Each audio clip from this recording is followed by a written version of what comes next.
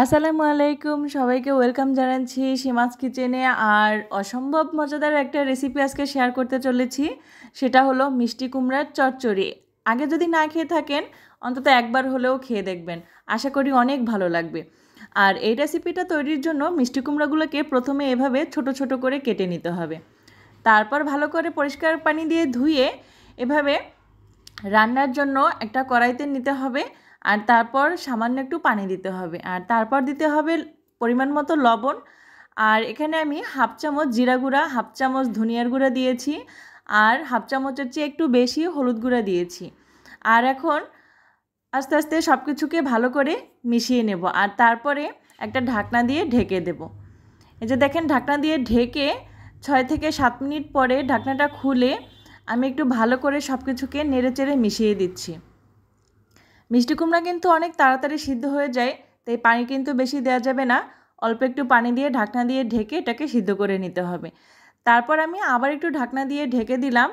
এখন কিছুক্ষণ পরে এসে ঢাকনাটা খুললাম, আর এ পর্যায়ে আমি কাঁচামরিচ দিয়ে দিচ্ছি। এখানে আমি 4 থেকে 5টা কাঁচামরিচ দিয়েছি, আপনারা আপনাদের মিষ্টি কুমড়ার পরিমাণ অনুযায়ী কাঁচামরিচ দিয়ে দেবেন। আর এ পর্যায়ে কিন্তু মিষ্টি কুমড়া অনেক ভালোভাবে সিদ্ধ হয়েছে, তাই আমি এটাকে ভালো করে ম্যাশ করে দিচ্ছি। এটাকে কিন্তু খুব সুন্দর করে ম্যাশ করতে হবে, তা না হলে কিন্তু ভালো লাগবে না। এই যে দেখেন, আপনারা যে কোনো কিছু দিয়ে এটাকে ভালো করে ম্যাশ করে দিবেন। আর তারপর এটাকে আমি ফোড়ন দেব। ফোড়ন দেওয়ার জন্য চুলায় একটা ফ্রাই প্যান বসিয়ে দিয়েছি, তাতে তেল গরম হতে দিলাম, আর তার ভিতরে দিয়ে দিচ্ছি পেঁয়াজ রসুন কুচি। অবশ্যই পেঁয়াজ রসুন কুচিটা একটু বেশি দেওয়ার চেষ্টা করবেন, আর তেলের পরিমাণটাও একটু বেশি দেওয়ার চেষ্টা করবেন। এই রেসিপিতে একটু পেঁয়াজ রসুন আর তেল বেশি না হলে কিন্তু ভালো লাগে না। পেঁয়াজ রসুন যখন একটু হালকা ভাজা ভাজা টাইপের হয়ে এসেছে, সেই পর্যায়ে আমি এখানে সেই ম্যাশ করে রাখা মিষ্টি কুমড়া দিয়ে দিচ্ছি। আর এখন এটাকে আমি ভালো করে নেড়েচেড়ে ফোড়ন দিয়ে দেব। আর এখন এখানে আমি ধনিয়া পাতা কুচি দিয়ে দেব। আর মিষ্টি কুমড়া যদি আপনাদের মিষ্টি না লাগে, বেশি মিষ্টি না হয়, তাহলে সামান্য একটু চিনি অ্যাড করে দিতে পারেন, এটা আপনাদের পছন্দ, চাইলে নাও দিতে পারেন। আমি এখানে ধনিয়া পাতা কুচি দিয়ে দিয়েছি। আর এই মিষ্টি কুমড়াটা আমার কাছে অল্প মিষ্টি মনে হচ্ছে, তাই আমি সামান্য একটু চিনি অ্যাড করে দেব। এই যে দেখেন, ভালো করে এখন মিশিয়ে দিচ্ছি ধনিয়া পাতাগুলো। আর চুলার আঁচ এ পর্যায়ে লো রেখে এই ফোড়নটা দিতে হবে, তা না হলে কিন্তু লেগে যেতে পারে। তাই এটাকে চুলার আঁচ অল্প রেখে ভালো করে নেড়েচেড়ে মিশিয়ে দিতে হবে।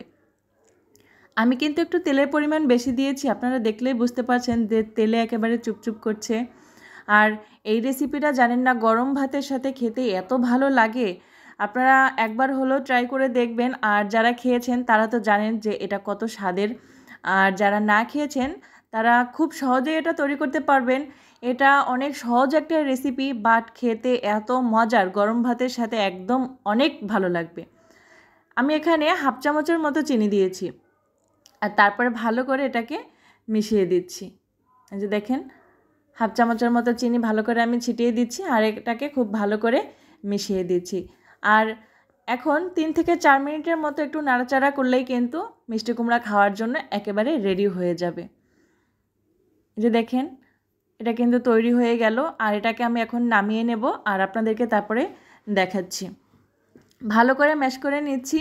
আর যখন দেখবেন যে একটু ভাজা ভাজা টাইপের হয়ে এসেছে, অনেকটাই শুকিয়ে এসেছে, সেই পর্যায়ে এটাকে নামিয়ে নিলেই হয়ে যাবে। আমার মিষ্টি কুমড়া কিন্তু খাওয়ার জন্য একেবারে রেডি হয়ে গেল। এই যে আমি এখন এটাকে চুলা থেকে নামিয়ে নেব।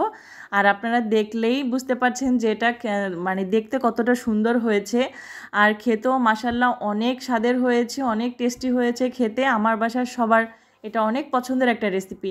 ভিডিওটি ভালো লাগলে লাইক কমেন্টস করে সাবস্ক্রাইব করে বা ফলো দিয়ে পাশে থাকবেন।